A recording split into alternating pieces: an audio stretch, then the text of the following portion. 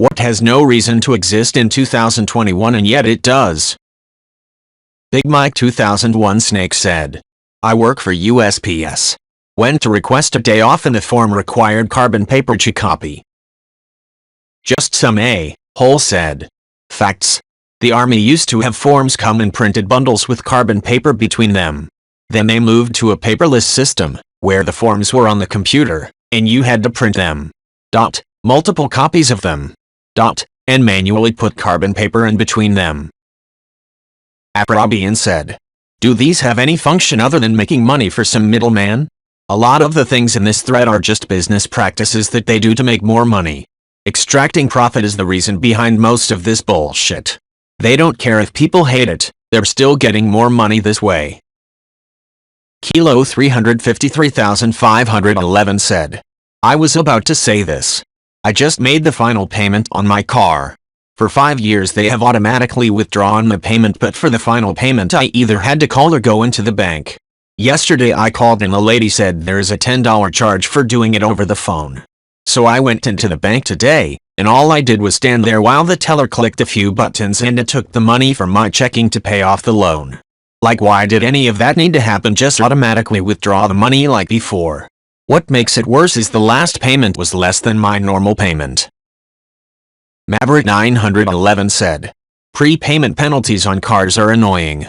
I usually call and ask them to waive the payment. If they will not waive it, I ask what the minimum amount required is to avoid them automatically closing the account. I then pay the balance down to $1 greater and request monthly statements mailed to the house. Then I ask them again if they want to waive the payment because it is now more expensive to see the account than keep it open. Mikey Rocks 757 said, I had a car financed through a credit union where they automatically withdrew the payments via electronic draft. At some point I generally wonder how many payments I have left since I knew I was close, only to realize that I'd already completed my term and was on month 4 of them still taking money out. I call up there and say, hey, why are you still taking money out when the car is paid for? And she said something along the lines of because I didn't call them to let them know. I was completely floored by all of this. At any rate, I'm really surprised at some of this. I work for a large auto finance company where the system we use will automatically calculate that last payment and includes the protest's interest and can pay it pretty much however you'd want. It's always interesting to see how other companies do things compared to ours. Torkel 4 said, or the fact that I have to go to my local gym to cancel the membership. Best of all, it's a chain. Like a full-on big brand chain. And when they closed the branch near my old place, they just automatically transferred me to the next closest branch. But I can't go to one close to my current place because I have to go to my home branch. Funny how the transfer is super easy and done electronically, but they can't cancel my membership at any branch. V65 Pilot said, bravo. I've done the same thing.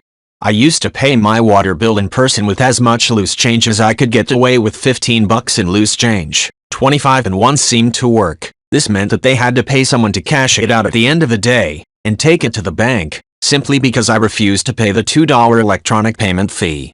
It wasn't out of my way. Eventually, they stopped the fee. I'm guessing IWS ain't the only one paying in cash. I figured, if one person a day paid in cash, then they had to go to the bank every day, costing around 5 hours a week in labor, minimum.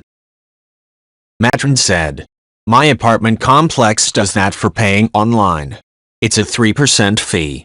I refuse to pay that, so every month I walk my rent check to them directly. And every month they say please pay online next month, and I always say back that I will not pay extra so that they don't have to go to the bank. And then I get emails saying next month please pay online and set up an account, and I ignore that. If you want me to do it so badly, don't charge me extra. Edit. A lot of people are asking, this fee is for e-checks and linking my checking account as well as credit card. Chaz off the Wasteland said, that's been the same at the 2 places I've worked that did this. If you're paying by electronic check or transfer, there was no fee. If you paid by credit or check card, there was a non-trivial fee. Personally, I think it is ridiculous to charge any fee for electronic payments because you end up saving close to that amount by cutting down on the payroll hours spent processing checks. For one of these buildings, I had to overnight the checks to goddamn New York, no more than 15 checks per envelope, per company policy. We spent at least a couple hundred, just on postage, every month because we wouldn't eat the 3.5%, or whatever, transaction fees. This would also take me a few hours a week, let's say 4.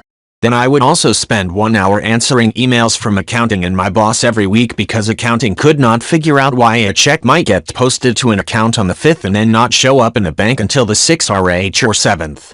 Physical checks had a note in the software that indicated they had been overnighted for deposit. Even my boss couldn't wrap his head around it. Just absolutely the worst fucking place to work. Edit. This was in Washington, D.C. Your laws may vary. Dowsage said. Oh yeah. Or when buying tickets to something and getting email tickets. The convenience goes both ways. The company doesn't need to send a bill and wait for payment. And it's convenient paying online. They should discount the consumer for convenience. Not the other way around. Survivor08 said, how everyone collectively continues to use Uber Eats and all the other apps is beyond me. Always a problem.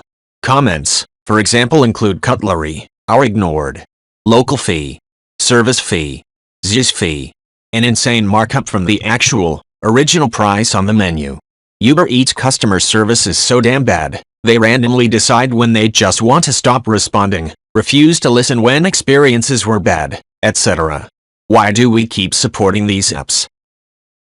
Trogger LLC said, paying $4.99 delivery fee to the pizza place, and they say delivery fee is not a tip for the driver. The drivers use their own cars and pay for their own gas, and they sure as hell aren't getting any of that $5.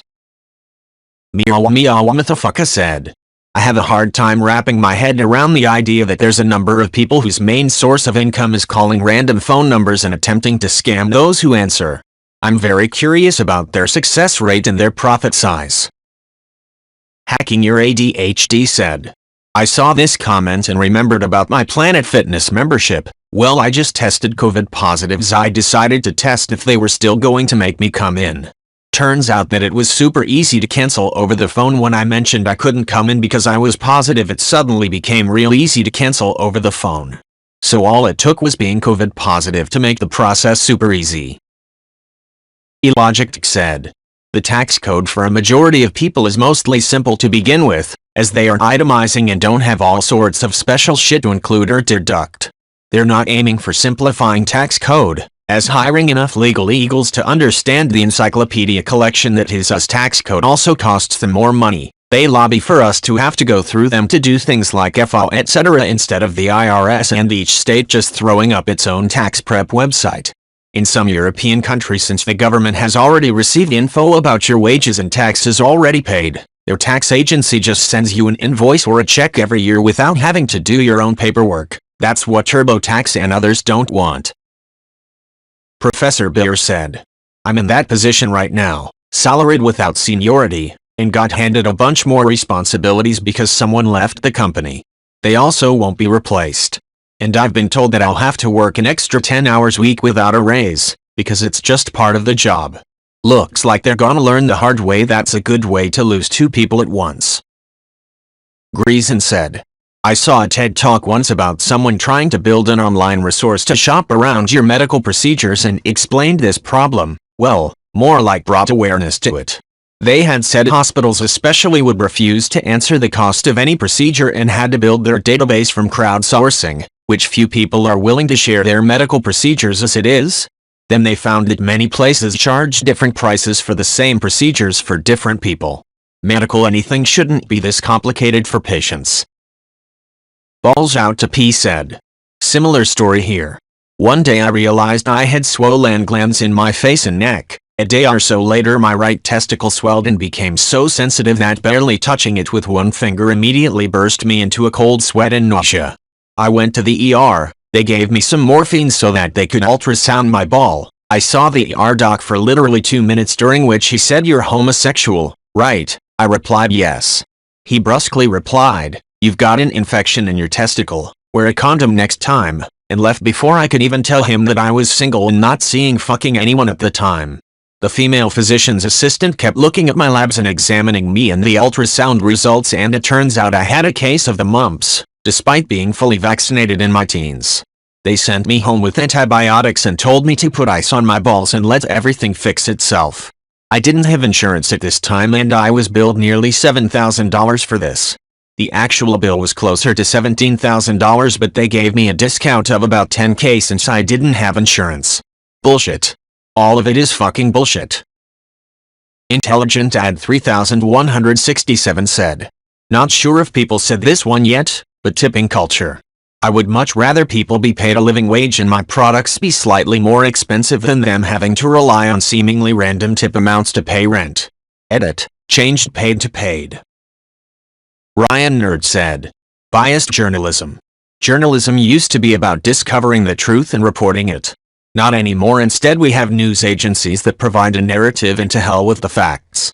It's so bad that Fox News declares itself as an entertainment company and not an official news outlet even though the word news is in their name. Edit. Not just Fox News, I just used them as an example. All the mainstream media is guilty of promoting a narrative. KPCO said. The idea that being normal is automatically good and being weird is automatically bad. Like as long as someone isn't hurting anyone, they shouldn't be judged for doing what makes them happy. We're all just trying to be happy in this fucked up world. And it does real damage. I have so much trauma from being treated like shit for being weird, undiagnosed ASD, and now it's almost impossible for me to have a job, relationships, etc. because I'm so terrified my normal person act won't be good enough. Not to mention that a lot if not all bigotry and prejudice is based on those people are different from us and that's bad. Just let people be. Is the guy's Naruto headband threatening you? Is that girl's shaved head holding you at knife point? Is that person affecting you in literally any way by whatever they're doing? No, then shut the fuck up and let people live their goddamn lives. Especially if you claim to care about freedom. Not letting people do harmless things that make them happy is the opposite of freedom, dipshit. Rocketman12 said. Science illiteracy, anti-vaxxers, flat earthers, pandemic deniers, vehicles with internal combustion engines, cancer and other diseases, closed borders and requiring visas to travel the world, tariffs, patriotism and jingoism in general, homophobia, religion. Honestly, I could sit and write shit for hours. The world, as it exists today, fucking sucks, and most of the issues are descended from the haves, people with wealth or power or both, manipulating the have-nots. Mom said. I've got a good one. Measles, mumps and whooping cough. Thanks a lot you selfish anti-vaxxers. These diseases could be completely wiped out permanently if you just get the damn vaccine. Instead, each of these are making a resurgence because of your refusal to believe in science and the entire medical community. As a result, you are voluntarily putting friends, family, strangers and possibly your own young children at risk. I'm done. Gregostek said. They provide value, but consider this. One agent helps someone shop, shows them maybe a dozen homes, processes the offer, say a few days work. Another agent helps the seller price and stage the home, makes a listing, forwards offers. Both agents act as go-betweens when their clients are negotiating. The transaction is 100% a cookie-cutter contracts and the title company does the heavy lifting on the actual transaction and settlement. So okay, definite value. But the median average home price in the US is $363,000, so typically around $22,000 and often quite a bit more. Hard to see that much value for what they do. Also, the cost is in the price, which means the buyer and the seller really both bear the cost. This all before you consider that the way this is set up really means all realtors involved primarily have the incentive to just make deals close as quickly and with as little time spent as possible. Oh, and while this is hardly unique, at least half goes to brokers who didn't do anything at all, but who realtors are required to work under. Scalender's Play Art said. The like button. The fact that strangers from around the world are able to psychologically reward strangers over a period of time and eventually turn them into entirely different people because of that reward system is horrifying. My generation got introduced to the drug that is the like button at the middle of our college years, and I've lost friends because they care more about what the likes drug them to do than when concerned friends ask if they're okay. It's an epidemic. And it does affect all of us, just to varying degrees. It makes me kind of ill thinking about children growing up with this system. I like the hit of dopamine from people liking what I have to say, but I would take all the like buttons in a hot second if I could. Cobbs83 said. Anti-vax people. I work in pharma, in the last stage of the drug production process. I've seen the API powder dissolve into liquid, and I've watched these products get pumped into sterile vials. There are typically 1 or 2 0.22 filters in the liquid flow path between the compounding tank and the filling operation. It blows my mind that any person would think a microchip or whatever stupid shit they believe could make it through that process. I've earned a living making sure the things that are injected to people are safe. Fuck a lot of them. That little fella 23 said. Why do I feel like half of these problems are experienced only in USA, and they almost always include some technical inconveniences like calling for something or being charged extra online, in the motherland of big tech companies. I don't see any of these problems in Poland. Anyways, heavily targeted advertising. Like in situations when you search one thing online and then you're met with endless ads about the said thing. And it's not solely about the fact that they're monitoring you, but the fact that they think shoving a product at your face will make you buy it. Udelawi said. The Republican Party. Not all conservatives. But the Republican Party. A miasmic group that allowed a virus to spread to such propulsion as to cause death in the US that has, so far, almost rivaled the Civil War, because of their inaction and persistent neglect of attention to it. Such behavior is only seen in vermin, the need to survive above each other's fellow being with disregard for others within the same nest and carry pestilence so long as persistence of the same way of living is carried on. What other species survives in such a state? The rat. And so the party of the elephant should become the party of the rat. Even leaving the side of their most recent leader in order to survive. Bill Bramer said. Okay, and they don't believe your proof and evidence. In fact, they distrust you more than they distrust sketchy blogs and shitty 10 FPS webcam videos with 347 views. So what's the next step in your master plan? Tell them again that you have proof and evidence? Maybe they didn't hear you, or they forgot? Strange. Perhaps Twitter should stick another big warning banner on top of each dumb tweet they see, reminding them that the Earth isn't flat. I know that all the times when I've been convinced of something I initially doubted, it was by people repeating it verbatim a few hundred times like I was too stupid to understand them. Sounds like the perfect strategy. I don't understand what people like you expect to happen when you say things like that.